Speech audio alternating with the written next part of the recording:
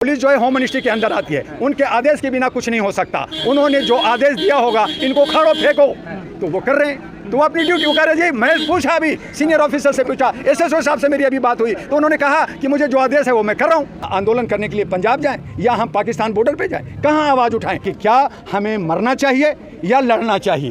देश के अंदर जनता जो है जन आक्रोश में जिस दिन आएगी, उस दिन न जाने कितनी खून खराबा होगा, उसकी जिम्मेदार कौन होगा। आंदोलन को तो पूरा उखाड़ लिया ना बाबा। साची, मलिक, पुनिया और फोगाट को आगे ले जाके डिटेन कर रखा है, गाड़ी में ले गए हैं उधर, और यहाँ पे बाकी लोग धरना पे बैठे थे, उनको गाड़ी में बैठा के अभी मैं अंदर से आ रहा हूँ। आंदोलन खत्म हो जाता है? नहीं खत्म होगा, ये और बिकरार रूप लेगा। और ये जो हरकतें कर रहे हैं, ये हमें आत्महत्या करने पे उतारू कर रहे हैं। और आत्महत्या अगर लोग करता है, अगर आग लगाते हैं, अगर कुछ नुकसान होता है देश का, तो हमारे जनता का नुकसान होगा, हमारा टैक्स का नुकसान होगा, और ये भरपाई कौन करेगा, ये सवाल है। सोशल मीडिया को भी कैद कर लिया गया है, सोशल मीडिया को भी जंतर मंतर पे जाने नहीं दिया जा रहा, सोशल मीडिया को भी बोलने नहीं दिया जा रहा।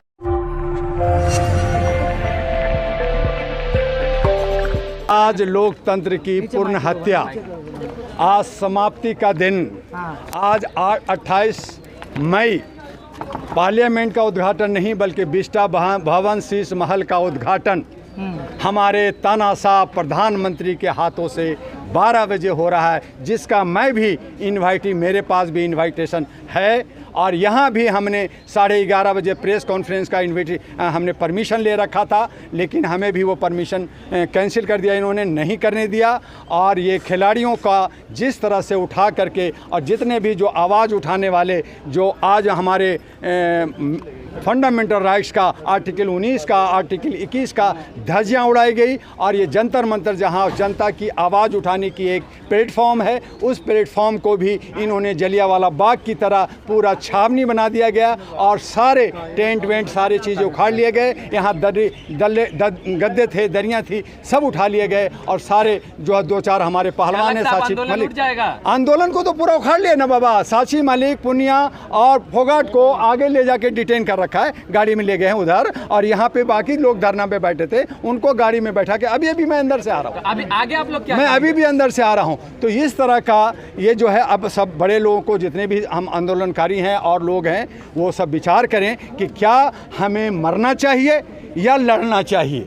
अब हमें मरने मारने का अब हालात आ गया है। जिस तरह से किसान 1 साल तक जो आंदोलन किया और 900 किसानों को शहीद होना पड़ा, मुझे लगता है कि बहू बेटियों की इज्जत बचाने के लिए हम उन लोगों को भी शहीद होना पड़ेगा। और इन नरकुश सरकार जो राजा है, तो ये आर पार की लड़ाई होगी। और ये सारा का सारा इस तरह की हरकतें कर करके ये ठीक नहीं कर रहे। ये सभी बॉर्डरों पे किसान आ गए हैं, सभी बॉर्डरों पे घेराव हो गया है। अब लगाएं कितना सिक्योरिटी, कितना फोर्स लगाते हैं, लेकिन ये जो भी हो रहा है, ये लोकतंत्र की हत्या है। और ये कहीं ना कहीं सरकार, ये सत्ता जो अपने ही नुकसान कर रही है, आने वाले इलेक्शन में इनको जवाब मिलेगा। ये जो 302 का ठप्पा, जो 302 मेंबर ऑफ पार्लियामेंट जो खामोश बैठ कर करके अपने राजा को साथ दे रहे हैं, उनको भी जवाब देना पड़ेगा जब वो क्षेत्र में जाएंगे और जनता उनसे पूछेगी, जनता उन्हें घेरेगी। तो इस तरह से जो हमारी आवाज़ उठाने का, जो हमारा फंडामेंटल राइट्स है, हम लोग एक जगह पे, हमें कभी बोट क्लब पे रखा गया था, वहाँ से हटा के जंतर मंतर के गया, अब कहाँ जाएं भाई। अब क्या हम आंदोलन करने के लिए पंजाब जाएं या हम पाकिस्तान बॉर्डर पे जाएं, कहाँ आवाज़ उठाएं। क्या इसका मतलब है कि इस जनतंत्र में, ये जो है लोकतंत्र में, हम आवाज़ भी नहीं उठा सकते?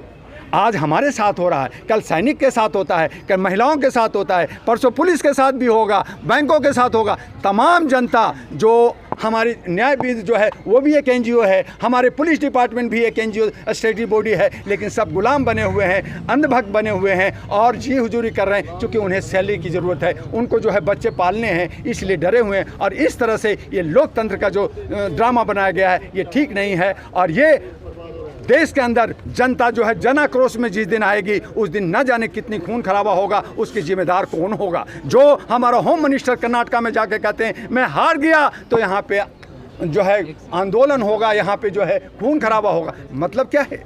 मतलब क्या है कि आप अगर हारोगे, खून खराबा करोगे, आप जो है हिंदू मुस्लिम में लड़ाओगे, मंदिर मस्जिद में लड़ाओगे। अरे नौजवानों को रोजगार दे दो, आप उनको शांति दे दो, आप उनको स्वास्थ्य दे दो, आप उनको चैन से रहने दो मेरे भाई। ज़रूरत नहीं है कोई आकर के आंदोलन करेगा। हमें आंदोलन करने का शौक़ होता है क्या? घरों में से निकलने की शौक़ है क्या? नहीं, हम अपनी आवाज़ उठाने के लिए आते हैं, तो आवाज़ उठाएगा तो आवाज़ उठाने के लिए इस तरह का जो ये कुकर्म किया जा रहा है, ये प्रशासन, पुलिस जो है होम मिनिस्ट्री के अंदर आती है, उनके आदेश के बिना कुछ नहीं हो सकता। उन्होंने जो आदेश दिया होगा, इनको उखाड़ो फेंको, तो वो कर रहे हैं। तो वो अपनी ड्यूटी वो कर रहे जी। मैं पूछा, अभी सीनियर ऑफिसर से पूछा, एसएसओ साहब से मेरी अभी बात हुई, तो उन्होंने कहा कि मुझे जो आदेश है वो मैं कर रहा हूँ।